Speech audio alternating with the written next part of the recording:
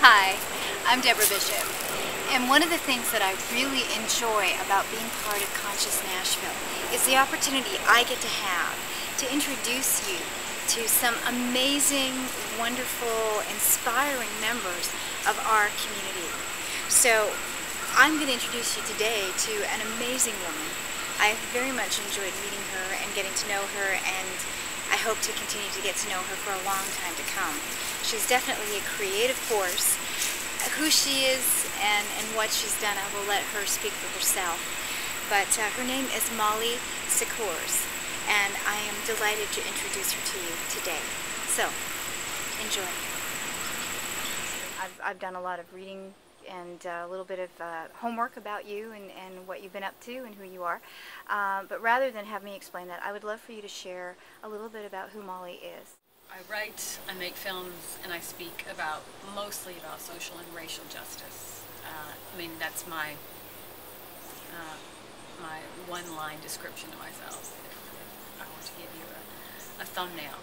I've been writing mostly about race and what is referred to as white privilege and whiteness now, since probably about 1996.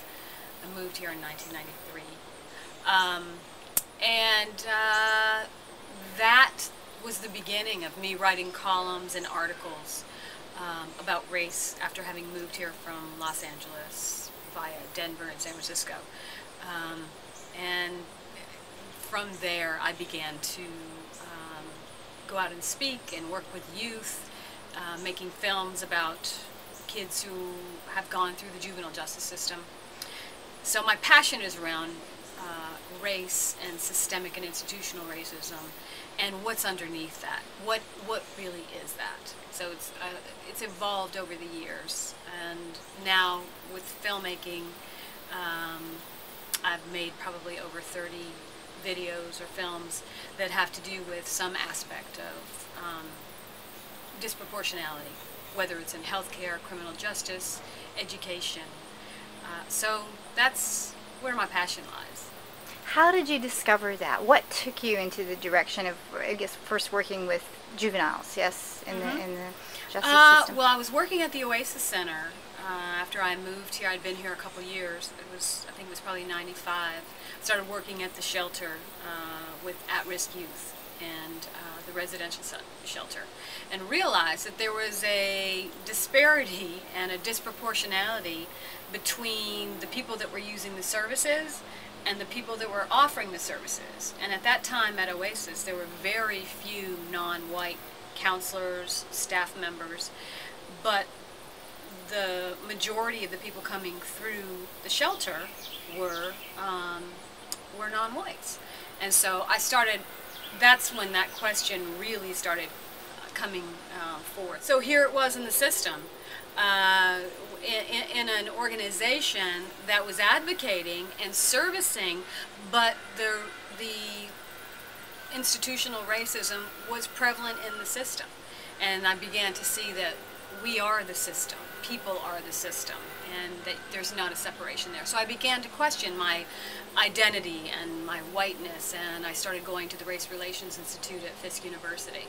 And within a couple of years I was on the advisory board, and I began doing workshops with them, worked with Dr. Ray Winbush, and he and I started doing a workshop together called Straight Talk in Black and White.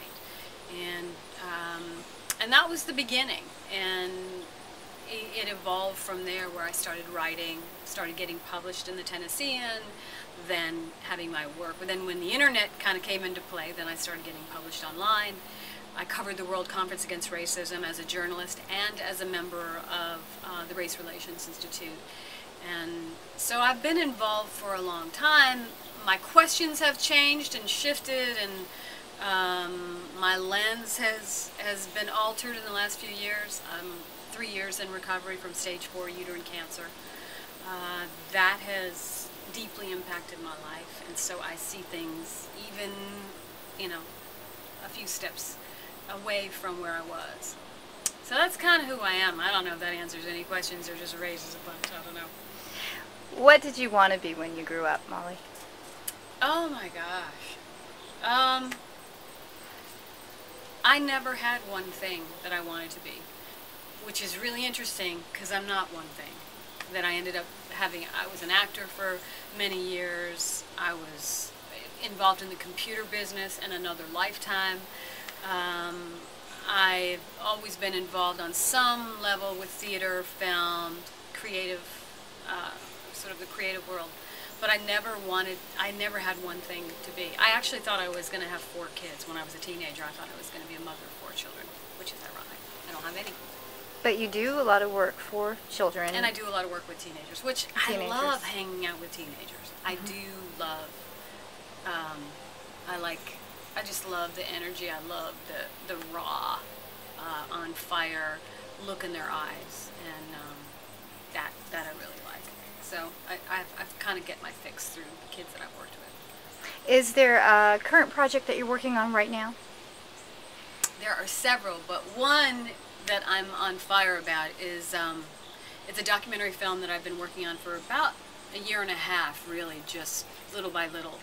But I've just finished a trailer. It's called House of Alchemy, and it's about the moment of transformation when the worst possible thing that's ever happened to you, the most devastating thing that's happened in your life, is flipped and becomes the very thing that informs your life's work. So that's what I'm working on right now. In fact, it's a film that I'm making with my nephew Michael Lacey. And so I'm really excited about that. It's taken a while to identify the characters, and we've done a little bit of filming, but right now we're in the fundraising phase. We're trying to get the rest of the funds to finish the film. But is this feature? This is potentially a feature film. But really what I see it doing is being something that is shown in recovery communities, in social work environments, in, well, ministries, churches, and anybody really. One thing that's happened I've seen is all the conversations I've had in the last year and a half, when I talk to them, when I even tell the concept, when I explain the concept of the film, everyone says, oh my God, and then begins to tell me about the event in their life or the event in their parents' life. And it's something that I can't imagine doesn't penetrate every corner of our culture. It's not something that's just, I mean, this is universal.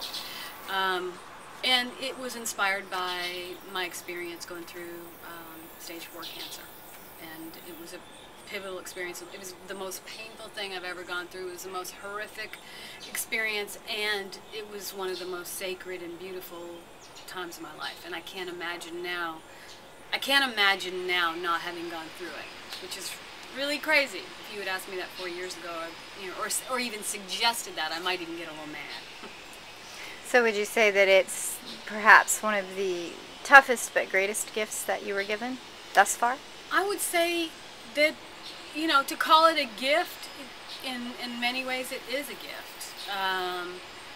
And really it was a shift in perception that I was offered, which I think is I think that's what miracles are. Miracles are, you know, the shift in perception, to see something that your mind interprets as being crisis, horrible, devastation, you know, injustice, whatever it is, and the shift to see it as something that's perfection, in a way, which sounds crazy in the middle of chaos. In retrospect, it makes perfect sense. And, you know, it's through suffering, it's through hardship, it's through all these things that happen that we develop as humans. That's how we develop our compassion a lot of times. I think we are ultimately equipped with compassion, but often as humans the way we find it is through our own suffering. And certainly that's been my experience and what I've witnessed with other people. And I've met some amazing people doing amazing things, and it was out of absolute, utter devastation.